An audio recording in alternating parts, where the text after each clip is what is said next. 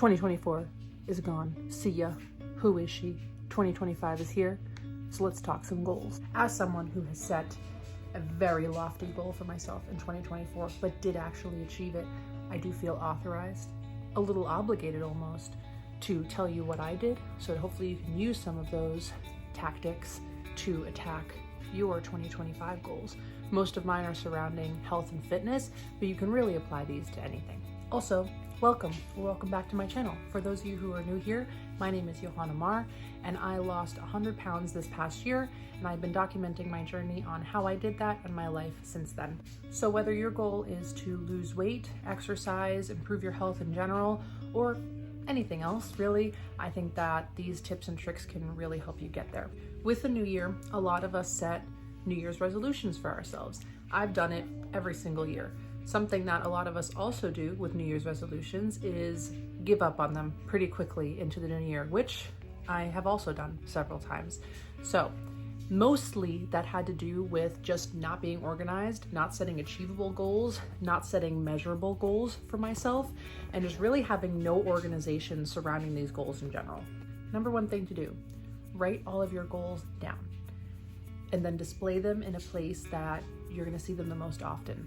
The bathroom mirror, the refrigerator, your office desk, just anywhere that is going to remind yourself to hold yourself accountable. This is not meant to shame you about your goals. It is just supposed to be a tangible reminder. Your goals should be measurable, second thing. So set weekly, monthly, however often you want to do it, set check-ins with yourself and be honest with yourself about that progress. Are you really sticking to those changes that you need to make in order to achieve your goals? Or are we kind of slipping up here, and what needs to change in order to get back on track? Third thing, make sure that your goals are realistic to yourself. This does not mean that I don't think that you can achieve anything that you set your mind to. I absolutely think that for sure. I am living proof of that. However, I think a lot of times what we do is that we set the bar way, way too high. And then when we don't achieve that, we feel bad about ourselves. So take baby steps and just be easy on yourself. For instance, a good example of this is people who want to be more active. That is a really, really great goal, but that's also a very personal goal. So for instance, let's say you want to be more active, you want to go to the gym more often. That's great. If you were going from zero activity, don't set your goal to go into the gym every single day of the week. That's not sustainable. You're not going to be able to stick with that. So start with 2 days a week or 3 days a week, and you can always build up from there. You can always add to that goal, and that'll feel really good if you do that. If you start with every single day and you're not able to achieve that, you might feel like you failed, or you might feel like you're not doing a good enough job, or you're not doing your goals justice. So make them achievable, make them attainable, make them realistic to yourself and your situation.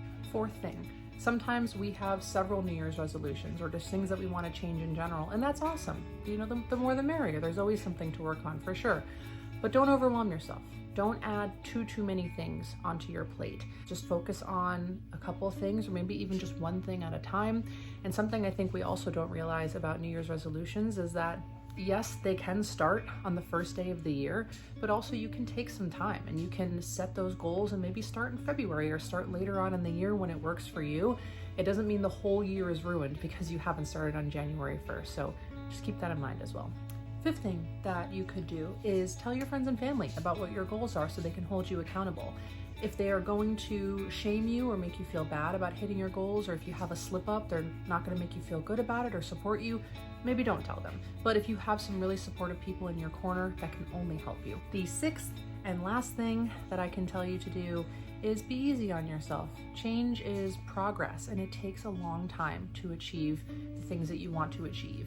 If you want to lose some weight, it's not going to happen overnight. We all know this. You have to put in that time, that effort, and that energy in order to get there. So take it easy on yourself. And if you slip up and you don't have a great day, there's tomorrow. It's okay. You have the whole year to get all these done, but it does start today. Now, I'd like to tell you a little bit about how I reached my goal of losing 100 pounds and becoming overall healthy and more fit this past year. But before I get into that, there's something I noticed that I wanted to talk to you about.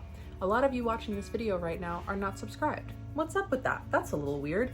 Go ahead down there, hit the subscribe button. While you're there, hit the like button if you like this video, and then also make sure to leave a comment. What do you think about all the tips that I provided earlier in the video? Do you have any additional tips that have really worked for you? Any questions? Anything else that you'd like to share with people? And also, what else would you like to hear from me? Any questions that you might have, any other comments? I'd love to hear it. Also, any video ideas that you might have, anything that you want to learn more from me, anything about my weight loss journey that sticks out to you that you'd like to hear more about, I would love to share it with you and help as many people as I can. So now let's dive right into my specific journey, the things that I did this past year that really held me accountable, all the things that I did that were measurable and kept my goals attainable. If you've already seen my previous videos, then you would already know that I have completed the 75 Hard Challenge twice this past year. That really I do credit with losing all of the weight that I did. If you haven't seen those videos, go ahead and watch them. I have them linked down below rather than going over all those details again with you. But I found those to be just super measurable, very easy to follow. It helped a lot with self-discipline, which is something that I struggled with losing weight. So I highly recommend doing that challenge or some variation of that challenge. Something else that I did, but that I mentioned earlier, is that I told all of my friends and family that I was losing weight. I wanted to tell people because I wanted them in my corner. I wanted them pumping me up. I wanted them making me feel good, but also for my own personal accountability. Like going out to eat with someone, if they knew that I was trying to be healthy, then it's like, well, I might as well order something that's healthy, even if I didn't really feel like having something healthy that day. My friends and family, as I would see them over time, they were noticing that I was losing weight anyway, even if I hadn't told them that that was my goal. So they were a little bit reluctant sometimes to mention it because, you know, it's a sensitive thing and you don't know if you're supposed to say something or not. But once they did say something and we had a very open conversation about it, it kind of opened the floodgates of them asking me questions and me getting advice, and it created a very positive environment. Something I also did was share my journey on Instagram. So I had people coming out of the woodwork from like high school or people that I hadn't talked to in years or ever reaching out to me, and that was really special, motivational for them, very inspirational for me as well.